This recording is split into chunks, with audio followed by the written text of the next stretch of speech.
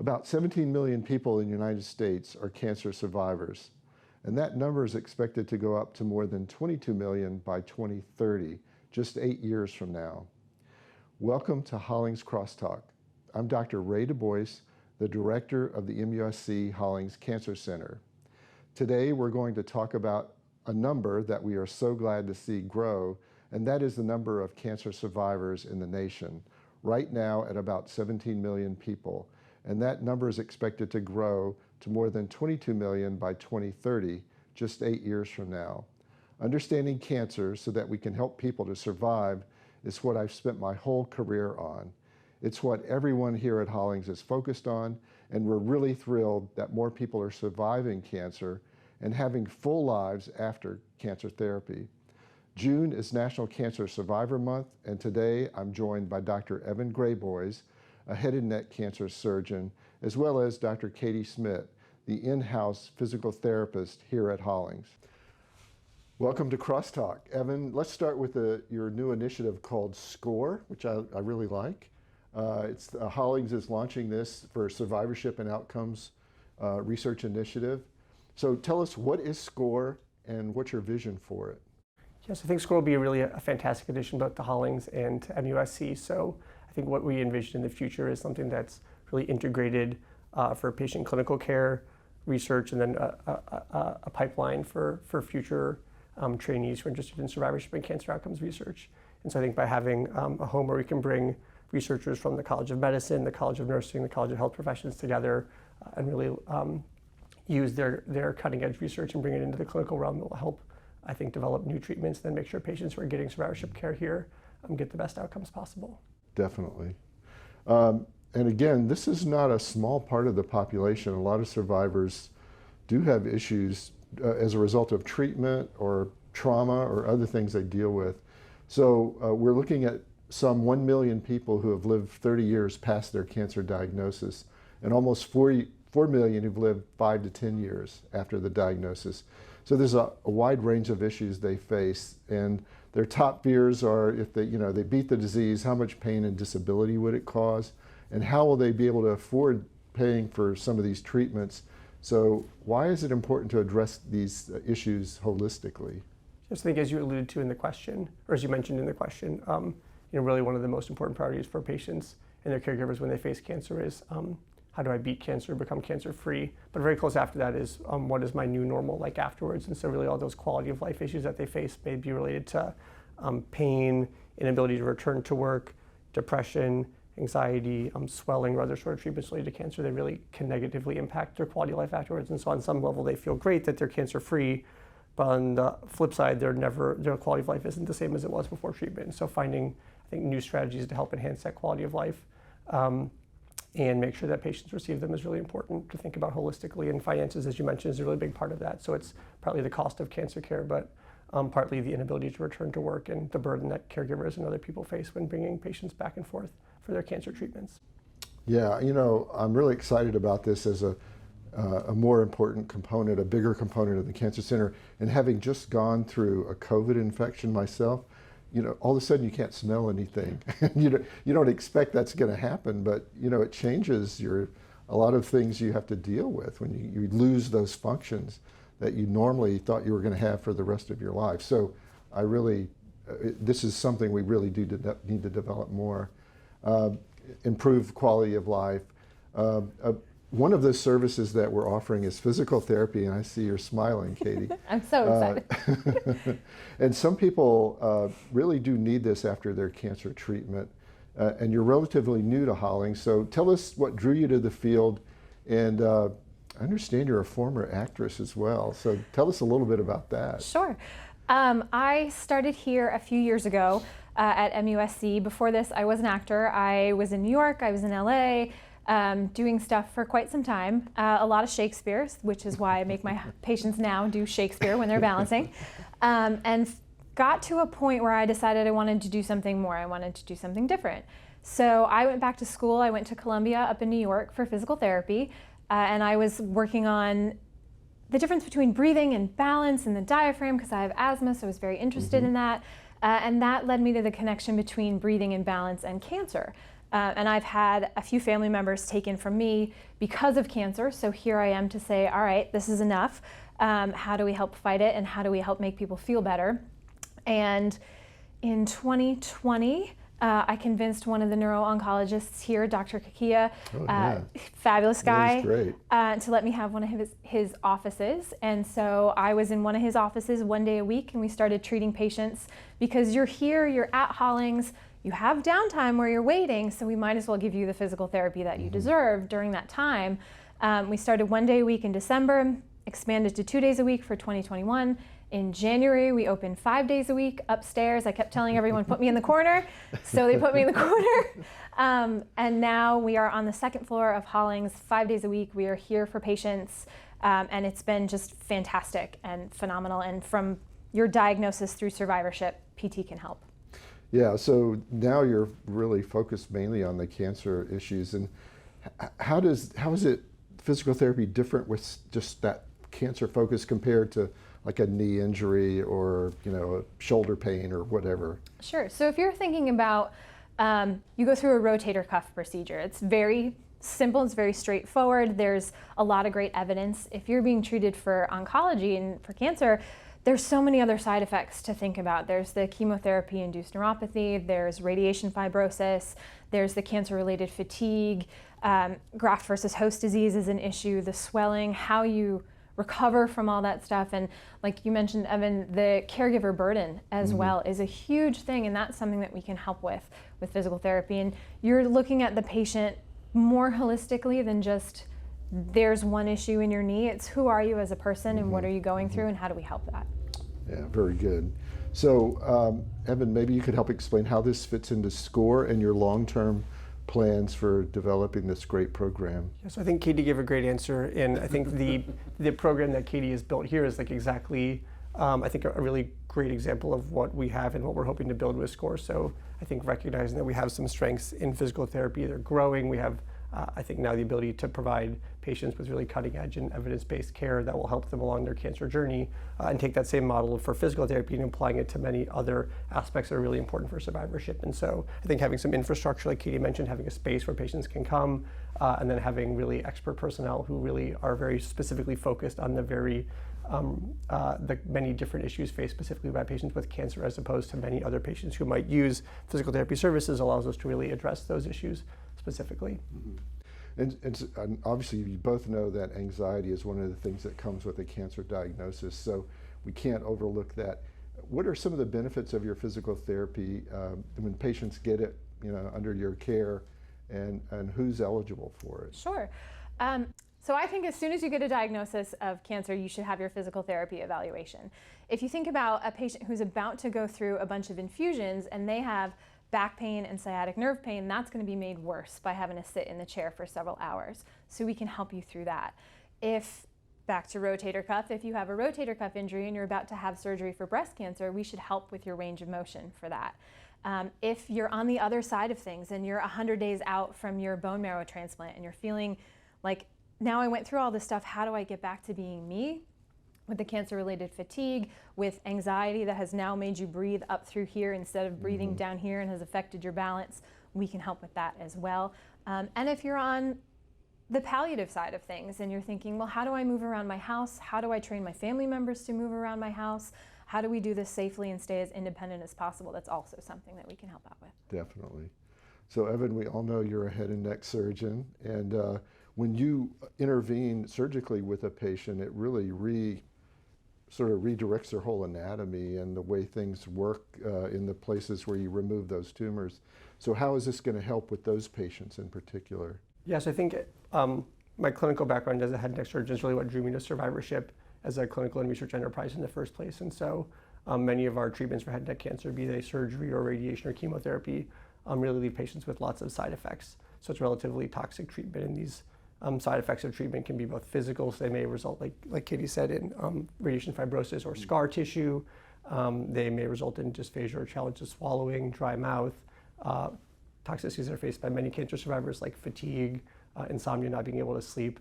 And then many side effects are really related to things that we would say sort of are psychosocial. So there's very high rates of depression, high rates of anxiety, concerns about body image, Cancer survivors, generally speaking, have twice the rate of suicide compared to the general population. And patients with head and neck cancer have 4 times the rate of suicide compared to the general population. So all these things sort of feed together to reinforce one another. And so clinically seeing what patients with head and neck cancer struggled with after they received their cancer-directed treatment led me to really be passionate about this topic. And then understanding that many of those challenges are actually shared by other cancer survivors, so people who go through treatment for breast cancer, prostate cancer, lung cancer, colon cancer, many of the challenges they face about quality of life, treatment side effects, financial toxicity are the same, and building a home from a clinical operations and research perspective where we can have really specialists who deal in just the issues faced by cancer survivors, generally speaking, seemed a very natural extension, a way to help patients at Hollings and throughout South Carolina. Mm-hmm. And we do have a pain management program here. How are you going to incorporate that into the plan for the survivorship? Yeah, pain management is a huge issue faced by cancer survivors, so long-term opioid dependence, but really just pain generally speaking, and these again feed into one another with things about distress, fatigue, and many other sources of their pain. So incorporating people as part of the providers who are part of the pain program currently who may have some specific expertise in issues faced by patients with cancer will be important, and then recognizing it's a very multidisciplinary approach. So it may be palliative care providers who have expertise in pain management, or maybe that a physical therapy regimen that helps improve exercise tolerance can help treat some of those pain issues, or it may be that seeing a psychologist or someone from the behavioral medicine program who can offer some therapy-based approaches. And I think we really have some very innovative research going on here at Hollings and MUSC generally about ways to decrease narcotic dependence in this patient population through really combined multidisciplinary approaches. So again, that's a very great example of a program that we would like to incorporate into SCORE. These programs that really reach across the MUSC enterprise and bring expertise from different fields all together. Mm-hmm. Well, that brings up the next question. So, as you know, MUSC is expanding quite a bit. How do you see the survivorship programs expanding or extending across the state? Yes, I think we certainly recognize that there are specific types of care that patients travel from across the state and even from really neighboring states to get only because they're physically available here. But many other aspects of cancer care happen out in the community within either MUSC's regional network or other community oncology-based practices. And so MUSC as a health system has been really at the forefront of thinking of telemedicine-based approaches to delivering care to patients where they are. So I think part of this will be naturally expanding physically as MUSC as a health system expands and the Cancer Center expands its footprint into other aspects across the state, and then also leveraging the existing capacity we have, utilizing existing capacity that we have to deliver telemedicine-based approaches. And so those I think are already being developed for things like PT. They can help for pain management. Sometimes that doesn't require face-to-face contact. So I think we have a lot of good strategies between those two to get patients and caregivers the care where they need it. Yeah, that's great. So Katie, I understand you're developing some videos that we can use for patient education on the website. Mm-hmm. What gave you that idea, and how is it being effective as far as you can tell? I think that one of the benefits of COVID is that everyone's so much more comfortable. I know it's a weird thing to say, benefits of COVID, but everyone's so much more comfortable with their computers now and doing things over the computer and turning on a video and following it along, like all those bike-based platforms that are so phenomenally successful. And having patients, I can give them an exercise program, and sometimes it makes sense and sometimes it doesn't. But if they can follow along with me, that's even better, because then they get the cues for form and everything. And with sometimes your chemotherapy and your steroids, you're awake at 2 in the morning and you're saying, all right, what do I do now? You might as well turn on a video.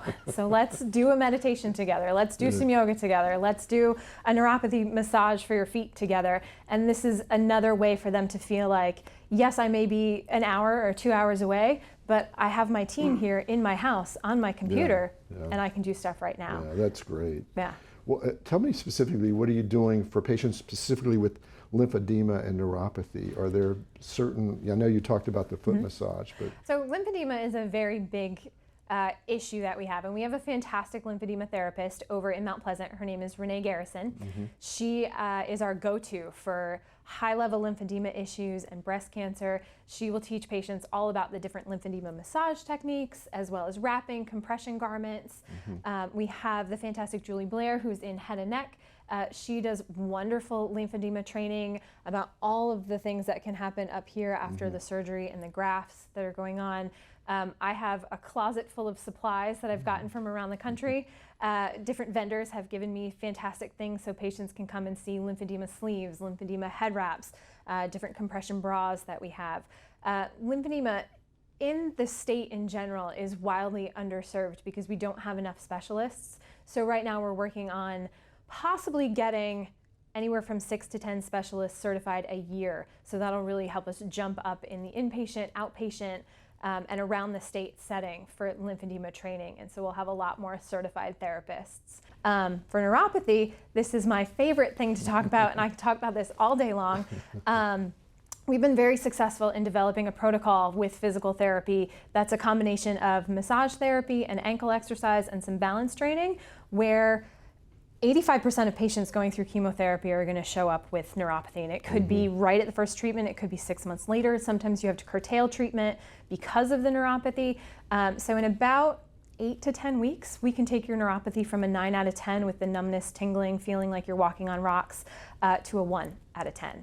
And patients are getting back to walking, and they're not using canes, and they're not using wheelchairs, and it's phenomenal. And it's basically rub your feet. And so we're trying, Dr. Hashmi, who's a heme-oncologist here, and I are trying to publish this information because it's very straightforward. And if we can get more and more research developed about this, we can show everyone that we can help patients go through their chemotherapy treatments and then get back to walking and feeling like themselves afterwards. Yeah, I just had a patient complaining about that today, so now I know what to tell them. I will rub their feet all day long, send them my way, yes. So what are your next steps with SCORE now that you've got a base and some support and a plan? You know, or what do you think is the next most important thing to do? Yeah, so I think if Katie gets excited about talking about neuropathy, then I'll take this joyous opportunity to go with this topic. So to date, I think we've really established the infrastructure, so sort of the organizational backbone of the SCORE initiative, sort of outlining what its mission is in terms of clinical care, research, and then a trainee pipeline. And building this infrastructure and support does require a lot of resources. We've been able to, I think, through MUSC and Hollings, and also really some awesome philanthropic contributions, get the resources in place to really launch and then accelerate this initiative. And so now that we have that really solid foundation, we're working on, I think, getting the additional right pieces in place. And so some of those pieces represent an advisory board. So we're working to incorporate patients and caregivers from throughout the state into an advisory board to make sure that really the care we're doing and how we build SCORE is very patient and caregiver focused. And so they can sort of steer us in the right direction and make sure that we are addressing the things that they prioritize in a patient-centric fashion. We have already a lot of really expertise clinically and from a research perspective in cancer survivorship topics. And so getting those people together now where they can have regular meetings and really cross-pollinate and fertilize ideas with one another to think of new research projects and then figure out pathways for referrals so that people can, within their specialized area of expertise, get patients who have specific issues to them so they can get the best evidence-based care, and where we can have the research we're developing really come right back to clinical practice, which is what the goal of this is. Yeah, that's great. Now, is there anything that I didn't ask either of you that you want to add at the end here? I think it's important to mention, you just mentioned referrals. One of the best things about Hollings is how phenomenal our front desk is. And so if you have the conversation with your provider and they say, yes, you should have physical therapy, go check out at the front desk. That's really the way you're gonna get your appointment for PT, and they can get you right in. And like Evan mentioned, we are spreading throughout the state, so maybe you come and see us here at Hollings for your evaluation, but then we send you to North Charleston or to Upstate or to wherever's closer to you so that you get the care that you need without the fatigue of having to travel there. Great. Now, I would add, I think this was a really exciting opportunity to talk about sort of where we are now and where we hope to be in the future, and hopefully we'll come back and revisit the topic. Sure.